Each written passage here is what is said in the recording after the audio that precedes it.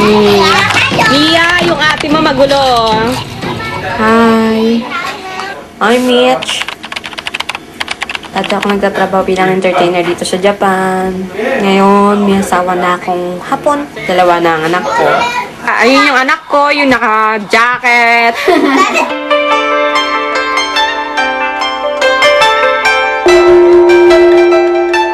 Kaya makarating ng Japan.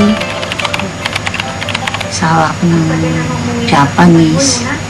Nakasal ako.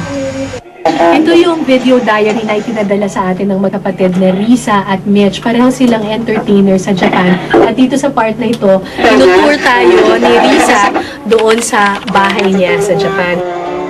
Apartment namin to eh. Ito yung kitchen namin. Kusina, ayan.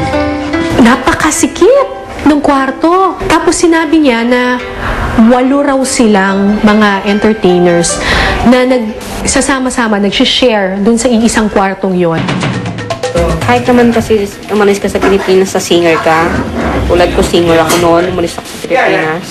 Pagdating mo dito, entertainer ka pa rin. Kaya naman ngayon, hindi na GRO si Mitch. May isang Japanese siyang nakilala at mabait naman daw sa kanya at yun yung asawa niya.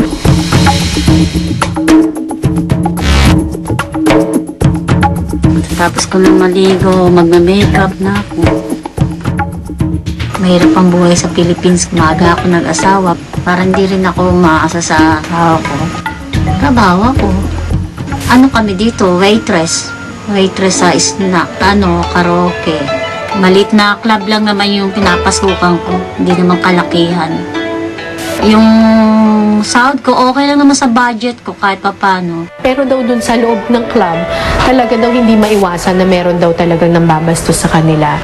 Ang problema pa sa ngayon din sa mga customer, kapag nalalasin, babatukan ka. Minsan yung parang tutusukin yung puwet mo, hihipuan ka. Minsan daw talagang kailangan mo na lang tanggapin yung mga pambabastos kasi ang iniisip mo lang yung pera para may maipadala ka dun sa pamilya mo. Masarap yung tumulong sa pamilya. Ang kapatid kong nasa dito sa Japan, nasa Tokyo, siyang nagpagawa ng bahay. Kasi yung bahay namin dati, sa tagilid na, babagsak na. Siya, pinagawa niya yun. Itong washing, siya rin ang bumili niyan. Saka may aircon din kami sa isang kwarto doon sa taas namin. Siya ang nagbibigay sa amin ng sustento buwan-buwan. Kaya siya lang inaasahan namin. Kain araw-araw, pangbayad ng ilaw, tubig. Mga kapatid kong lalaki, palaging nawawalan ng trabaho. Maswerte kami, nagkaroon kami ng kapatid na nagja-Japan. Mapasalamat din ako kahit paano tinatawagan nila. Kaso nga lang, minsan kasi na ayoko na may lagi-lagi naman silang tatawag. Yung pera, sabi ko, mag-save money ba? Ang madalas ko lang makausap, yung anak kong si Mitch, itong si Risa, bihira ko siyang makausap. Mahigit 2 dekada na pagtatrabaho sa Japan ng kanyang mga anak.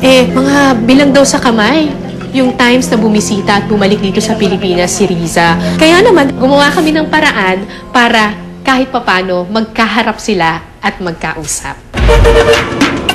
And we're very happy na meron dito sa Makati na nagbibigay ng libreng serbisyo para sa mga OFW na matagal nang hindi nakikita yung pamilya nila. Ang tawag nila telepresence system. Okay, so 5 o'clock na. Appointment na natin kay Risa. Ready na daw yung Tokyo, so andito na siya, makakausap na natin. Ay, ano ba yun? Ang ganda! Ito na si Risa? Nice to meet you. Uy, nakikita mo ako? Oo. Masayang-masaya ako na finally dumating na si Risa, tapos talagang magkakausap na. Ang galing! Parang ka lang nandyan! Nagulat talaga ako at na-amaze talaga ako kasi parang siyang nandyan lang sa harap ko. Matagal ka na palang OFW dyan, ano? Oo. Ano ibig sabihin pag entertainer? Parang taga-serve ka, gano'n? Oo, gano'n. Yung magtitimpla ka lang ng mga anak ng customer. Tapos? Yun nga, pag nalasing na, may maligo. Hala! Nung narinig ko yon, yung mga kwento niya ng pambabastos sa kanya ng mga Hapon, syempre medyo bumigat yung kalooban ko. Si Risa rin, mararamdaman mo sa kanya na parang uneasy siya. Tapos, bigla niyang ibibreak yon. Bigla siyang tatawa. Gusto mo ba makita yung nanay mo at saka yung kapatid mo? Andito kasi sila eh. Excited na ako eh. Oh, sandali, papapasukin ko na sila.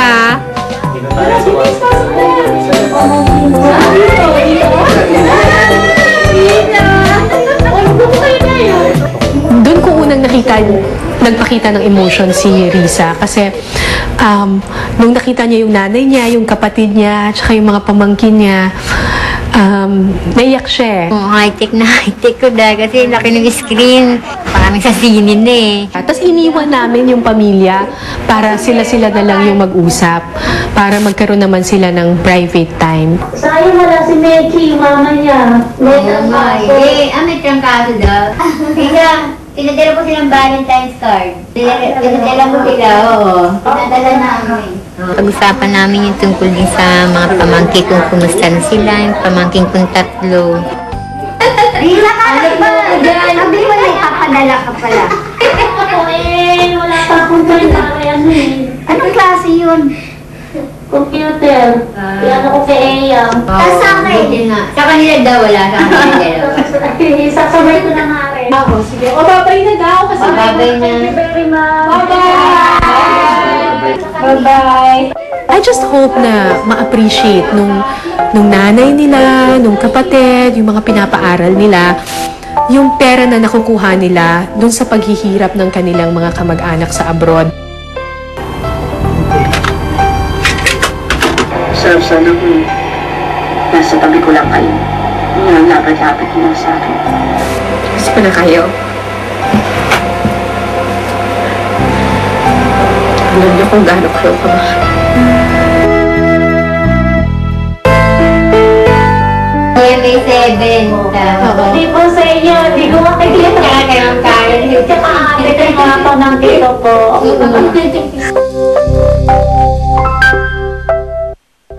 Ilan lang po yan sa mga kwento at karanasan ng mga OFW at mga nagnanais maging OFW. Kung kayo ay may kwento rin na nais ibahagi sa amin, mag-email na po kayo sa ofwdiaries@gmanetwork.com. Pwede nyo rin pong ipadala ang inyong mga tapes sa OFW Diaries, GMA Network Center, EDSA Corner, Timog Avenue, Quezon City. Hanggang sa susunod na linggo, aabangan ko mga video diaries nyo ha. Pangarap ko'y kami muli. Binabati ko rin po pala yung pamilya ko sa Pilipinas, Tatay Boy, Nanay Lolet, mga kapatid ko, mga kamag-anak.